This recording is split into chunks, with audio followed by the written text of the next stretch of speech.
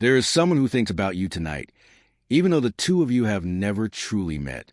Maybe you've already felt it, that strange warmth in an ordinary moment when no one was near and still you didn't feel alone. The angels asked me to tell you something, and they asked me to say it slowly so you don't miss it. Your soulmate is watching you from afar, not with eyes, with something quieter than eyes. They feel the shape of your days before you live them. They sense when you go to bed heavy and when you wake up hoping again, even when you tell yourself you've stopped hoping. And here is the part that unsettles people. You've been watching them too, without ever knowing the name for it. That pull you keep ignoring. That ache you blame on being lonely. Stay with me, because what I'm about to say will change the way you read every coincidence from this night forward. The angels rarely speak this plainly. Tonight, for you, they are that I want you to think about distance for a moment, the way most of us were taught to understand it. We grew up believing distance is measured in miles, in time zones, in the number of years between the last good thing and the next one. But the angels measured distance differently. To them, the space between two souls who belong together is never empty. It only looks empty to us because we're standing too close to our own lives to see the thread running out of our chest and disappearing over the horizon.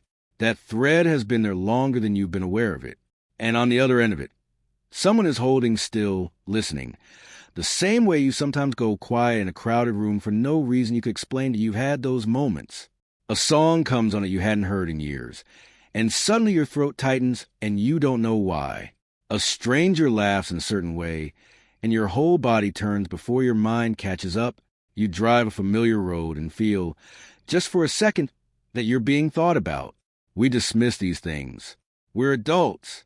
We've been burned enough times to be careful with what we believe. But the angels want you to understand that not every feeling is something your mind invented to keep you company. Some of those feelings are male. Letters arriving from someone who hasn't learned your name yet, but already knows the weight of you. There's a reason this is happening now, at this point in your life, and not when you were younger and more open and easier to reach. When we're young, we chase. We grab at people because we're afraid of being the last one standing alone. And the angels watch you do that the way a parent watches a child run too fast down a hill, knowing the fall is coming, and knowing the fall is part of it. You loved people who couldn't hold you. You gave your patience to those who spent it carelessly. You learned the particular silence of a house where someone is present but no longer there. None of that was wasted. Even though it felt like waste at the time, it was sanding you down. It was teaching your soul what it does not want, so that when the right one finally arrives, you won't mistake comfort for love or attention for devotion the way you used to. And here is something the angels say that's hard to hear. Your soulmate has been through the same fire. They are not watching you from some untouched, perfect place. They are watching you from afar because they, too, had to walk through their own ruin first. They lost the years you lost. They lay awake the nights you lay awake. There were seasons when they almost gave up on the idea that someone like you could be real, when they decided it was easier to stop wanting and simply get through the days. You were each other's quiet ache, long before you'll be each other's answer. That's what makes the watching so tender. It isn't a stranger's curiosity. It's recognition, traveling toward you slowly. The way light from a far star takes years to reach the eye that finally looks up. I want to be honest with you, because I think you've had enough people tell you pretty things that turn out to be empty. The angels are not promising you a fairy tale. They are not telling you to sit by the window and wait, to put your life on hold for a face you haven't seen. What they're telling you is subtler and, in some ways, harder. They are telling you that the love coming toward you can only reach the version of you that's ready to be reached. The watching from afar isn't passive. It's a kind of preparation on both ends of the thread. They are becoming who they need to be.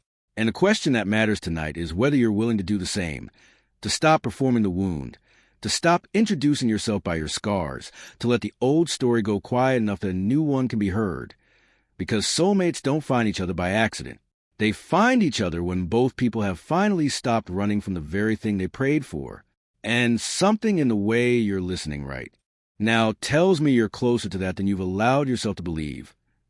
Let me tell you how the watching actually reaches you, because I think you've been receiving it for a long time and filing it under coincidence. It rarely comes the way we imagine love arriving.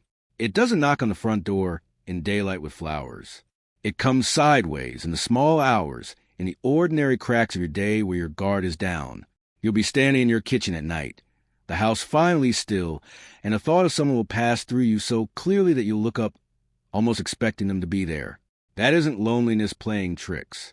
The angels say that's the moment your soul leaned toward a thread and felt the tension on the other side. Dreams are the loudest place it happens. You wake up, and there was a face you can't quite hold, a presence that felt more familiar than people you've known for years. You spend the morning chasing the edges of it, and by noon it's gone, but the feeling stays, a warmth or sometimes a strange grief, like you said goodbye to someone you never got to greet. People will tell you a dream is just a mind-cleaning house. Maybe sometimes it is. But the angels want you to know that the soul travels at night, when the noise of the day finally lets go of it, and it goes looking for the one it's tied to. Two people, separated by miles they don't even know to count, meeting in a place neither of them will fully remember, and both of them waking up a little less alone without understanding why. There's another way it reaches you. And this one is harder to talk about because it sounds like superstition until it happens to you. The repeating numbers. The name that appears 3 times in one afternoon from 3 unrelated places. The book that falls open to the exact line you needed. The song. Always the song. You've had a song follow you through a hard week, like it was assigned to you. The angels don't waste these things. They are not random. They are the small, stubborn ways that something larger taps you on the shoulder and says, "You are not forgotten. This is going somewhere. Keep your heart a little more open than fear is telling you to."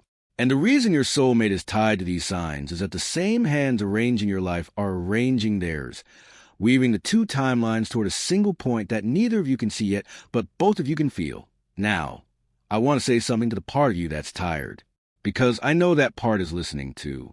There's a version of you that has heard enough about destiny and soulmates and divine timing to be suspicious of all of it. That version has waited before, has believed before, has stood at the window of hope and watched the season change with no one arriving, and has quietly decided that wanting is just a way of setting yourself up to be disappointed. The angels are not asking that part of you to pretend. They're not asking you to be naive again. They know exactly how many times you've been let down, and they are not embarrassed by your doubt. Doubt, they say, is just love that learned to protect itself. There's nothing wrong with you for holding back, but there's a difference between protecting your heart and burying it. And somewhere along the way, in the effort to never be hurt like that again, many of us stop being reachable at all. That's the real distance the angels are worried about. Not the miles between you and the one who's watching. The distance between you and your own willingness to be found. Because here's a quiet truth underneath all of it. Your soulmate can watch you from afar for years, can feel you, can ache for you, can dream toward you night after night, and still not be able to cross the final stretch of road until you put down the wall you've been mistaking for a home. They are coming. The angels are certain of that. But love arrives at the speed of the slower heart, and only you know how much of yours is still locked, as the watching isn't only about them keeping their eyes on you. It's also a kind of patient waiting for the moment you turn around. And the strange, beautiful thing the angels keep repeating is this.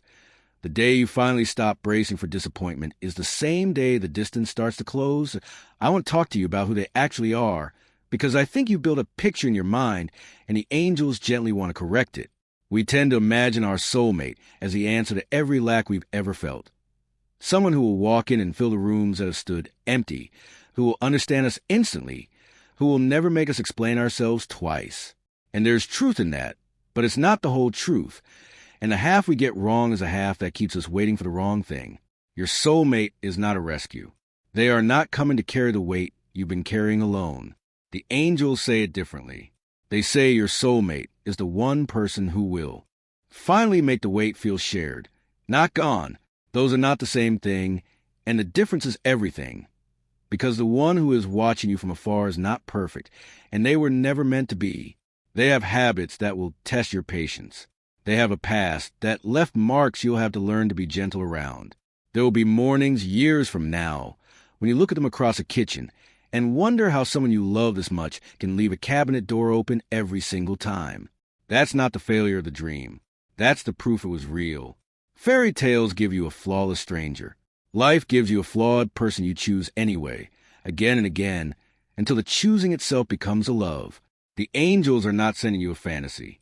They are sending you a human being who fits the exact shape of your particular kind of difficult, the way two broken edges, turn the right way, somehow make a whole. And right now, while you're listening to me, they're living a Tuesday. They're sitting in traffic or paying a bill or lying awake under the same moon, wrestling with their own version of the question you've been carrying, whether the kind of love they want still exists, whether they miss their window, whether the ache they feel some nights is a memory or a premonition. They don't know your name yet, but they know the feeling of you. They felt it the way you feel a season turning before the calendar says so. And the angels are doing the same work in them that they're doing in you. Sanding, preparing, loosening the grip of old stories, so that when the two of you finally stand in the same room, you won't be too armored to recognize what you've been praying for. Here's what I need you to really hear, because this is a part most people rush past. The reason the timing matters so much is not because the universe is being cruel or making you earn it. It's because love can only land on the ground you've actually cleared. If they arrived tomorrow, before you've made peace with the people who hurt you, you would hand them the bill for it. You'd test them for crimes they didn't commit. You'd watch the door, waiting for them to leave, and in watching for it, you'd help it happen. The angels have seen this 1,000 times. Two soulmates who met too early before the healing and lost each other not for lack of love, but for lack of readiness.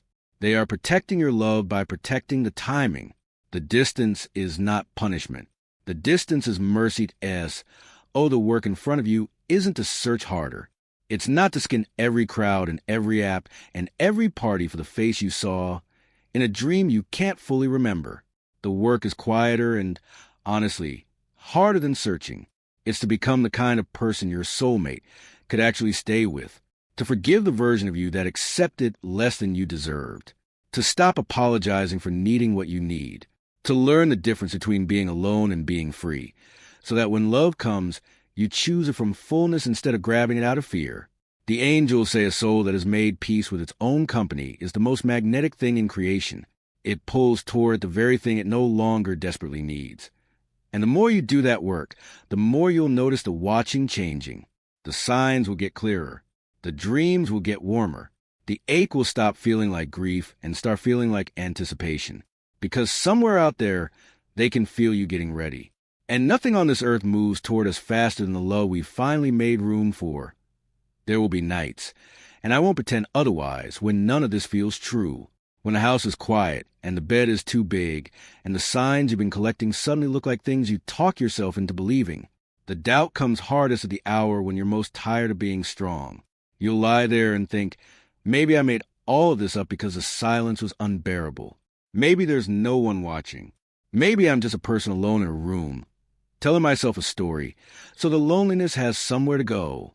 The angels know about those nights. They don't flinch from them. And what they want you to understand is that the doubt arriving doesn't mean the truth left. It only means you're human, and the hour is late, and the heart gets heavy when it's been holding on for so long. I think we've been sold a lie about faith, that it's supposed to feel like certainty, like a warm and steady knowing that never wavers. But that's not faith. That's just having proof. Faith is what you do with the not knowing. Faith is choosing, on the night when you feel most forgotten, to leave one window of your heart unlocked anyway. Not because you're sure. Because you'd rather be the kind of person who kept hoping than the kind who shut all down to feel safe. The angels say the ones who arrive at love are almost never the ones who never doubted.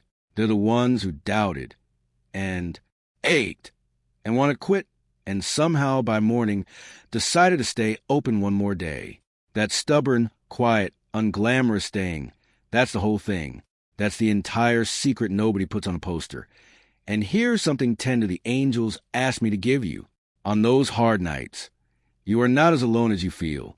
The one who is watching you from afar has those nights too. And sometimes, more often than chance would explain, you have them on the very same night. Two people miles apart, staring at the same dark ceiling, both wondering if the other half of them is real, both about to give up and both deciding not to. You comfort each other across a distance you can't measure and don't yet know exists. The warmth that washes over you, sometimes right when you needed it most, right when you were about to fold. The angels say that's not nothing. That's them reaching. That's the thread going taut. You've been each other's company through the loneliest stretch of the road, and you'll only realize it years from now, when you compare your worst nights and discover they line up that S.O. I want to ask you to stop measuring this by whether they've arrived yet. We do that. We treat the waiting as proof that nothing is happening, as if love only counts once it has a face and a name and a side of the bed. But the waiting is not empty time. The waiting is where you're being built into someone who can hold what's coming. Every night you choose hope over bitterness, you're becoming more like the person they've been dreaming toward. Every time you refuse to let an old wound make you cruel, you're clearing more ground. The angels see all of it, the unglamorous, unwitnessed work of staying soft in a world that kept giving you reasons to harden. They see you choosing to believe in tenderness, even after tenderness cost you. And they say that of all the things that make a soul beautiful, that one is the rarest. There's a strange freedom waiting on the other side of all this striving, and most people miss it because they're too busy trying to make love hurry. The freedom is this. You don't actually have to figure out when or how or where. That was never your job. Your only job is to keep your heart awake and your life moving and your door unlatched. To live a life so full and so honest that, soulmate or not, you'd be at peace. The paradox the angels keep returning to is that this very peace is the doorway. The moment you stop leaving your happiness hostage to someone else's arrival is the moment you become impossible to stay away from. Not because you're trying to attract them, because you finally became home to yourself first. And a person who is home to themselves never has to chase. They only have to stay lit and wait and let what is theirs find its way back. Let me tell you how you'll know them when the distance finally closes and the watching becomes a face across a table. Because I think you're a little afraid you'll miss it. A lot of people are. We've been disappointed so many times that we've started bracing for possibility that love will walk right past us while we're looking the other way. The angels want to ease that fear. They say you won't miss them. And the reason is almost funny. It's because recognizing your soulmate has very little to do with how they look or what they say in the first 5 minutes.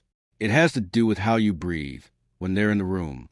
There will be a settling, a strange, quiet exhale, as if a part of you that had been standing on guard for years finally sat down. Not fireworks. Fireworks are for the wrong ones, the ones who dazzle and drain. The right one feels less like a thrill and more like coming home to a house you've never been to and somehow knowing where everything is. That's the thing the angels keep underlining, because they know how the world has trained us. We were taught to chase intensity, to mistake anxiety for chemistry, to call it love when someone makes us uncertain, when we have to win them, when the relationship feels like a slot machine and we keep pulling the lever for the rare moment they're warm. So many of us spend our best years that way, confusing the adrenaline of almost losing someone for the feeling of being loved. Your soulmate will not feel like that. And because they don't make you anxious, there's a danger, a real one, that you could overlook them at first. You could meet the steady, kind, present one and feel something underwhelming, something quiet, and walk away thinking there wasn't a spark, when in fact what you felt was peace, and peace is so unfamiliar to a heart that learned love in chaos that it doesn't recognize the very thing it prayed for. So the angels are asking you, before you ever meet them, to begin retraining what you reach for, to learn the taste of calm, so you don't spit it out when it finally arrives. To notice the people in your life who are easy to be around, who don't keep you guessing, who make you feel more like yourself and not less, and to let that be the standard instead of the storm, because the soulmate watching you from afar is, above all things, safe. Not boring. Safe. The kind of safe where you can finally take the armor off and set it down by the door and not spend the whole night wondering if you'll need again. If you've never had that, it might frighten you a little when it comes. The angels say, don't run from the calm. The calm is a sign, and there's a tenderness in how it will unfold that I don't want you to miss. It won't feel like the beginning of something. It'll feel like the continuation of something that was already underway. You'll meet them and have the odd sensation that you're picking up a conversation, not starting one. Little things will line up in ways that are hard to explain. The same town you almost moved to, the same loss in the same year, the same strange habit no one else ever understood. The angels arrange those overlaps on purpose, like a signature, like a way of saying, yes, this is the one I told you about. You'll laugh about it later. You'll say it felt like the world was showing off. And it was. The watching from afar was never random. It was rehearsal. Two lives being quietly choreographed toward a single moment that will feel, when it finally comes, like the most natural thing that ever happened to you. But, and the angels are firm about this, none of it overrides your readiness. They will not force the meeting before you can hold it. So the most loving thing you can do, starting tonight, is to stop white-knuckling the question of when, to live as though the love is certain, because it is, and to let go of the timeline, because the timeline was never yours to hold. Become someone who recognizes peace. Become someone who can sit in stillness without mistaking it for absence. Do that, and you won't just meet your soulmate. You'll be ready to keep them, which the angels say is a harder and rarer miracle, and the only one that ever truly lasts. Before we go any further, I want to pause for just a moment, because we've come a long way together tonight, and I don't want to take that for granted. If you've made it this far in the video with me, I want to invite you to subscribe to our channel and follow us every day. I don't ask that the way most people ask. I ask it because if these words have been reaching something quiet in you, if you felt seen even once in the last few minutes, then you're exactly the kind of soul this channel was made for. There are more of us than you'd think. People in their 30s and 40s and beyond who still believe in real love and have just gotten quiet about it because the world made believing feel naive. You're not naive. You're awake. And awake people should keep good company. So stay close, and let's keep walking this road together, day after day. Now let me take you back to where we were, because there's one more thing the angels want you to carry, and it's maybe the most important of all. We've talked about the watching, the signs, the dreams, the readiness, the calm. But underneath every bit of it has been a single quiet message they keep repeating, and it's this: you are worthy of the love you're waiting for. I know that sounds simple. I know you've heard versions of it before on coffee mugs and greeting cards until it stopped meaning anything. But the angels don't mean it as a slogan. They mean it as a correction. Because somewhere along the way, in all the leaving and the losing, you started to believe that the love hadn't come because something was wrong with you, that you were too much or not enough, or too late, or too broken to be chosen. And every night you went to bed believing that, you put a little more distance between yourself and the one who's been trying to reach you. That belief is the real wall, not your past, not your age, not the people who left, just the quiet, daily verdict you've been passing on yourself. That you're somehow the exception, the one the good thing skips. The angels want that verdict overturned tonight. They want you to understand that the reason your soulmate is watching from afar isn't because you failed some test or missed some window. It's because you are both still becoming. And the becoming is almost done. The very fact that these words found you on this night, in this exact season of your life, is not an accident. The angels don't waste a message on someone who isn't close. They speak this plainly only when the distance is nearly closed, as, oh, here's what I'd ask you to do with what's left of tonight. When this video ends and the house goes quiet, instead of running the old tape, the one that lists everyone who didn't stay, try something different. Put your hand somewhere over your own heart, just for a moment, and say nothing at all. Just feel it still beating after everything it survived. That heart has been broken, and it kept going. It got tired, and it kept hoping. It had every reason to close, and it stayed, even a little, open. The angels say that heart is not damaged goods. That heart is a survivor, and survivors are exactly who real love is looking for. Not the untouched, but the ones who were touched by loss and chose tenderness anyway. And the one who's watching you from afar, they're not looking for someone with no scars. They're looking for someone who knows what theirs are worth.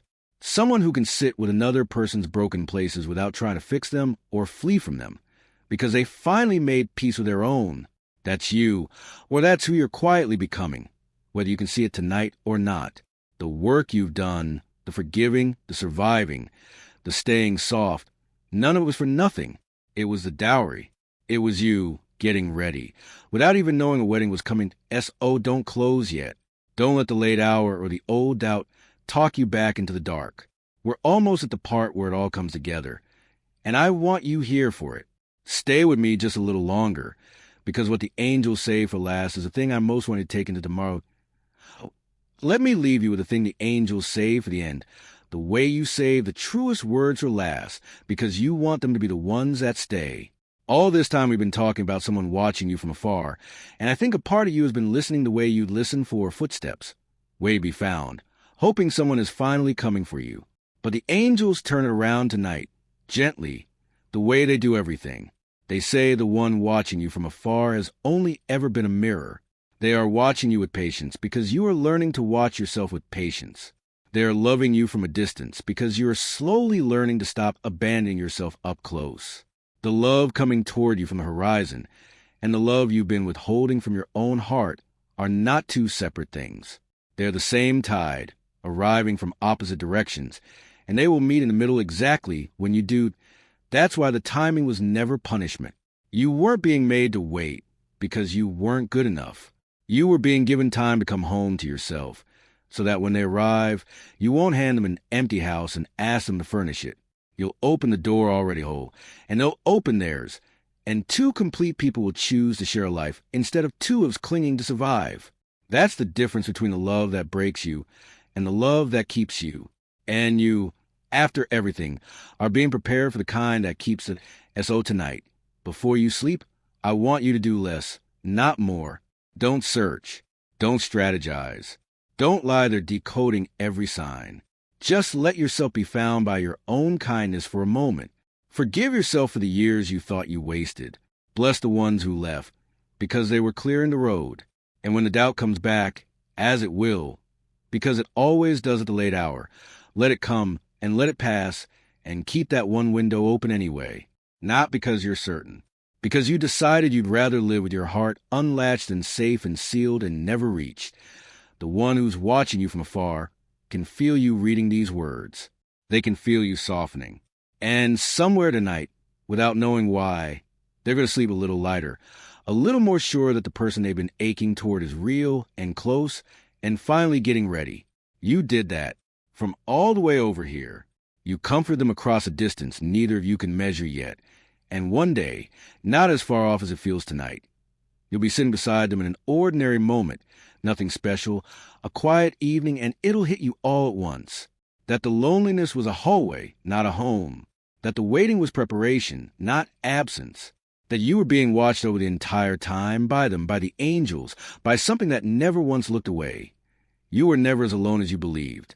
And you never will be again that if these words reach you tonight, if even one of them landed somewhere real, then do something with that feeling before it fades. Share this video with 5 people who need to hear it, because there is someone in your life right now lying awake believing they were forgotten, and you could be the one who reminds them they weren't. Follow the channel and walk this road with us, day by day. And before you go, leave me a comment, not a polite one, an honest one. Tell me where you are tonight, what you're still hoping for, what part of this found you, and tell me the next thing you want the angels to speak about. Because the next video, the one I haven't written yet, might just be for you that I'll be here. Stay open.